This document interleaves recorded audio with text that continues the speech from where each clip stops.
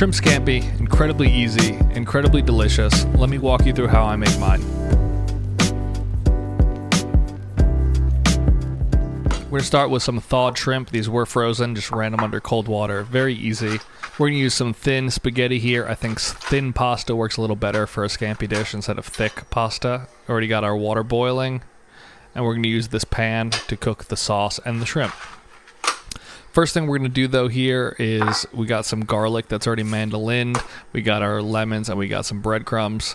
Also some parsley on the side, but we're going to take these lemons, we're going to cut them in half. The first lemon I have here is going to be put right into the sauce. The other lemon is partially for garnish, and if you want to add a little more lemon flavor in, you can juice these and put them on the side. Just when you cut them open, make sure that you're removing the seeds. I'm just going to hand squeeze these into the sauce, so getting those seeds out is very important. Throw those to the side and we'll use them a little bit. But first up, we are going to sear off these shrimp. So a little oil into your pan, and we're going to cook these shrimp right now. They've already been salted as they were sitting on the side. We're going to cook them about 50 to 70%. You want to get them in, get them nice and spread out on the bottom of your pan. And we're going to cook them until both sides are nice and lightly pink. We're going for a light cook here. We don't want it to overcook while the rest of the sauce comes together. So right when they look about that, we're going to flip them. Do the same thing the other side, and then we're going to take that out, leave it on a plate, and reincorporate those at the very end. Mix them up a little bit there at the end just so they get covered in the oil that they've been cooking in, and then we're just going to put those on the side. Right after that, we're going to cook the breadcrumbs because you want those to cool a bit also. So 2 tablespoons of butter into a nonstick pan. Pour in your panko breadcrumbs. If they look too oily in there, add a little more breadcrumb. If it's too dry, add a little more butter. But we're just trying to get these nice and golden brown. It's going to take about 3 to 5 minutes.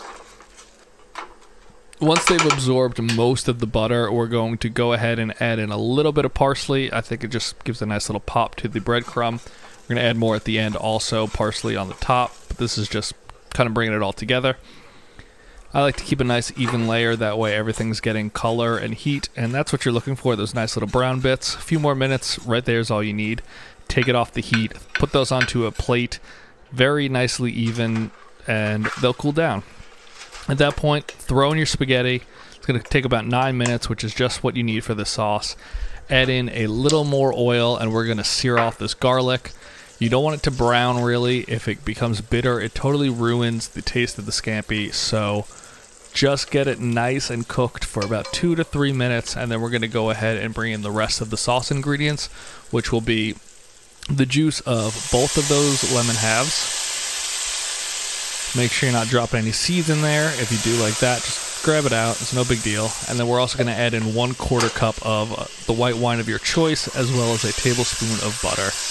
Once you mix that all together, you'll be left with a very nice sauce base that you're then going to reduce by about half.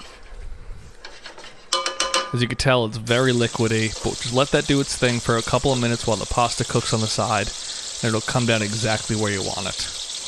This is after about 8 minutes. We're going to add in 2 more tablespoons of butter and then see where we are because the pasta is almost done. I thought I needed a little more lemon, so squeeze that in, but that's totally up to your taste preference. Also going to add a little bit of salt. At this point, the pasta is almost ready, so we're going to really start to finish up the sauce. And a nice way to begin that is to add your shrimp back in. Once you toss these back in, just kind of coat them. They only need probably about another minute to totally finish, which will be how long it takes for your pasta to finish. And then we're going to bring this all together. But since that pasta is almost done, we're also going to take the pasta water that's on the side and throw a splash into here to really start to bring the sauce together. And watch what this does. You add that in, and almost immediately when you start mixing it, it really starts to emulsify into a much nicer consistency sauce than just oily, buttery garlic. At this point, my pasta is totally cooked. You don't need to drain it. The pasta water is your friend, so just grab it and throw it right into this pan.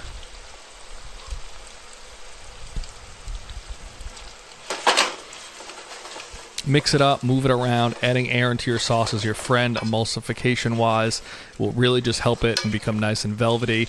If it's looking a little too thin, butter will help. A little more pasta water could also help. And if it's looking too thick or dry, add in more pasta water and you'll be good to go. You really can't screw this up. You can adjust it in both directions.